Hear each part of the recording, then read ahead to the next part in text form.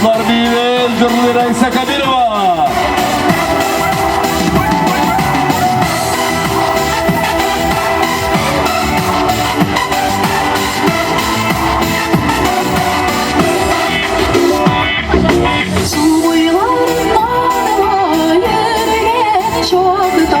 Altın denge tuttum elleri. Suyların ağına yürüyen şokta. Altın denge tuttum elleri. Jidim jirek, yürüyenleri bile. Bezleri dostuşlar, yürüyenleri bile. Jidim jirek, yürüyenleri bile.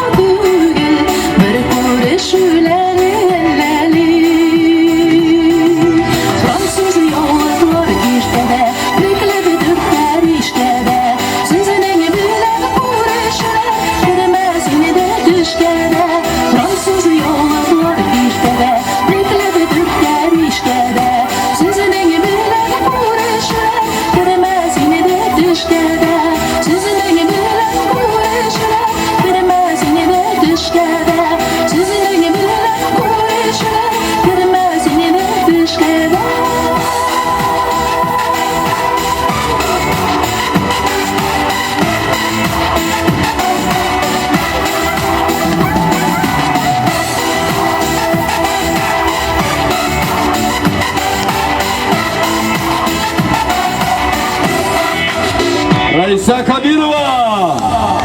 Ансамбль İtalyanның ең батыр солисткасының бірсі.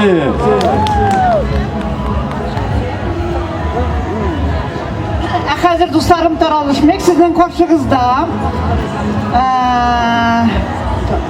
Мәскәү şehri.